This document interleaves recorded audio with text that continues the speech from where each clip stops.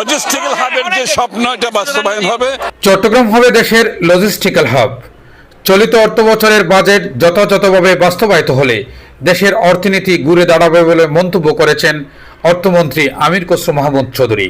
তিনি বলেন, বিদেশি বিনিয়োগকারীদের মধ্যে বাংলাদেশ নিয়ে আগ্রহ বাড়ছে।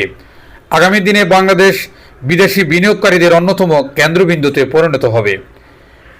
শনিবার 4 জুলাই বেলা 11টায় চট্টগ্রাম নগরের বন্দর থানায় সেনমিস্ত্রি হাট সড়কের সংস্কার কাজ ও স্লুইস গেট পরিদর্শন শেষে সাংবাদিকদের সঙ্গে আলাপ করে তিনি একথা বলেন।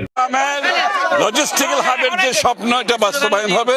এই যে বাণিজ্যিক রাজধানীর কথাবার্তা এগুলো আমি বলি না, কারণ যখন এখানে অর্থনৈতিক কর্মকাণ্ড শুরু হবে সেটাই বাণিজ্যিক রাজধানী। চাইনিজ বিনিয়োগ আসতে শুরু করেছে অলরেডি, তাদেরকে তো জায়গা দিতে হবে। চাইনিজরা তো বড় আকারে বিনিয়োগের জন্য এগিয়ে আসছে, তো তাদেরকে তো জায়গা দিতে হবে। এটার কাজ শুরু হয়ে যাবে, বিনিয়োগ করবে। ওর পাশে আবার ফ্রি জোন করা হয়েছে, ফ্রি জোনের কাজ শুরু হবে। সুতরাং যে লজিস্টিক্যাল হাবের কথা আমরা বলে আসছি চট্টগ্রামকে, এগুলোর মাধ্যমে আমরা ইনশাআল্লাহ করতে পারবো, অসুবিধা নাই। লজিস্টিক্যাল হাব হয়ে গেলে, পোর্টগুলো হয়ে গেলে, চাইনিজ জোন, কোরিয়ান জোন সব মিলে চট্টগ্রামে যে সম্ভাবনা রেখে যে আমরা এটাকে সঠিক রূপ দিতে পারবো। এবং এখানে যে অর্থনৈতিক কর্মকাণ্ড, এটা খালি বাংলাদেশের অর্থনীতিতে নয়, এটা চট্টগ্রাম এই অঞ্চলে জনগণের ভাগ্য পরিবর্তন করবে। এই যে রাস্তাটা আজকে দেখলাম, এটাও অনেক দিনের, এইভাবে জনসাধারণের খুব অসুবিধা হচ্ছে। এই কাজটা আমরা অর্থমন্ত্রী বলেন, সরকার চট্টগ্রামকে দেশের প্রধান লজিস্টিক্যাল হাব হিসেবে গড়ে তুলতে কাজ করছে।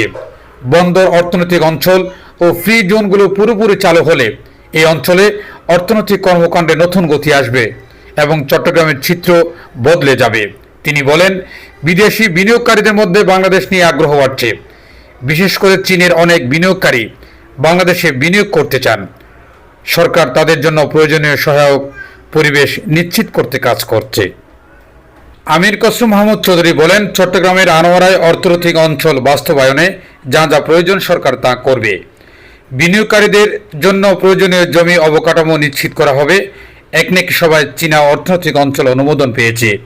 পরিকল্পনা অনুযায়ী প্রকল্পের কাজ সম্পন্ন করা হবে জানিয়ে মন্ত্রী বলেন, অর্থনৈতিক কর্মকাণ্ডের গতি বাড়লে চট্টগ্রাম বাস্তব অর্থে দেশের বাণিজ্যিক রাজধানী হিসেবে প্রতিষ্ঠিত হবে।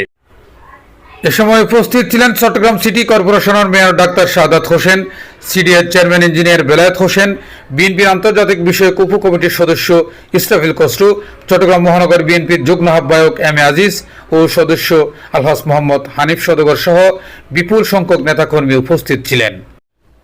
মোহাম্মদ মহিউদ্দিন, পূর্বধারা, চট্টগ্রাম।